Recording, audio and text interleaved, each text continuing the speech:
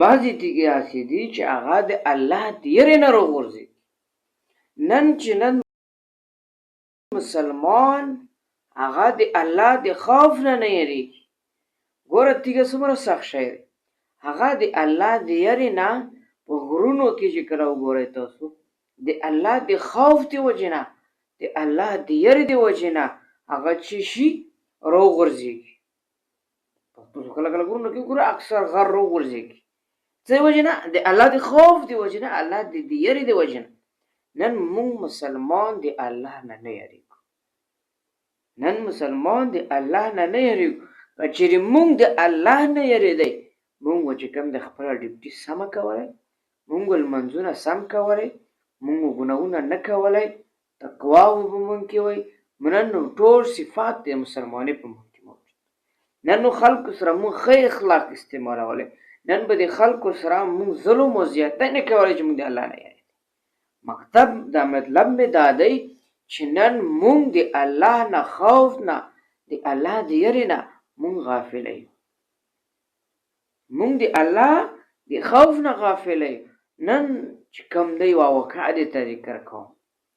یو نوجوان بزرګ دی، نوجوان دی. یوه ورځ په لاره تېرېدو یوه زناکاره زنانه باندې نظر وغورځېد او هغه ته شیطان دومره ښکلې کړله چې د انسان زړه ته وغورځېده. معنا محبت یې ورسره پیدا شو او ډېر بېحده محبت. دغه محبت د وجې نه دا بزرګ هره ورځ به دې کوڅې ته تلو ورتلو این تر دې چې دا ښځه چې کومه وه د ویړکي دغې مطالبات یې وکړله. ورته وویل چې څه خبره ده، ورته ویل چې تو سره مو محبت پیدا شوی دی. هغه هم ویرېده چې دا خو ډېر لوی بزرګ دی او نوجوان. دغې ښځې اخري مو ورته وویلې چې زه خو دغه مطالبات مو دومره پیسې راکړه چې ته څه یې زه ومنم. دغه نوجوان دغه چې کوم دی ویر کړل، هغه پیسې ورته جمع کړي یا اشرفي وخت ټایم موافق هغې ورته جمع کړي ویرې کړي. اوس چې ویرې کړلې او چې کله دغې ښځې ته د زینو په نیت باندې نږدې کېدو، ده ته دا سوچ او فکر راغی ده چې زه چې کوم دی په یو جانماز الله ته ولاړم، زه چې کوم دی الله ته په عباداتو کې مصروف یم، نن چې کوم دی زه زنا له راغلی یم. نو په دغه بزرګ باندې چې کوم دی د الله خوف دومره غالب کړی شو چې هغه زینو یې پرېښوده او باقاعده جړو باندې لاړو او کور ته لاړو، خپل کور ته خپلې ځای ته دومره یې وژړل چې حد نه سوه. بیا د ښځې سوچ و فکر وکړلو چې دغه نوجوان زنا له راغلی او بې زنا مو نه کړه لاړو. هغې ښځې اراده بدله شوله او الله خوف په دې غالب شو. نو بیا دا ښځه پسې ووتله او ګرځېده چې دا سړی ماته میلاو چېرته شي. خلکو ورته وویل چې دا پلانکي ځای کې دی ویر شه.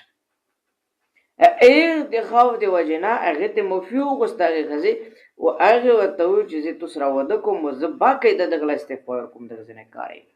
نو عزتمندو مقصد د خبرې دا دی چې الله خوف چې کله په موږ باندې غالب شو، الله خوف د موږ زړو ته نازل شو، الله خوف د موږ په ذهنونو کې راغی، بیا به د موږ ورته ډیوټي صحیح.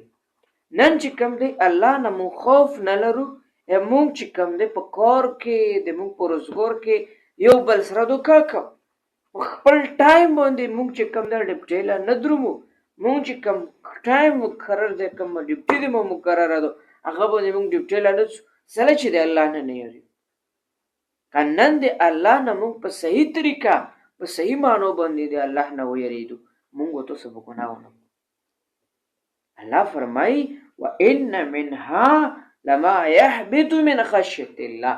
بعضې تیږې داسې دي چې د الله د خوف نه راوغورځي. یعنې موږ زړونو ته بیخي د ګناهونو هغه پوره زنګ لګېدلی دي، موږ د الله د خوف نه سره یریږو. نن په ګناهونو کې موږ دومره اخته یو چې د موږ حد نشته. دغه خوف یریدل دا د قرآن کریم د ویلو سره ځي. د موږ د زړونه چې کله صفا کېږي، موږ ځان ته مرګ کې وکړو. الله رب العالمین دې په موږ او تاسو کې تقوا پیدا وکړي او الله خوف دې موږ په تاسو موږ کې راولي. واخر دعوانا الحمدلله.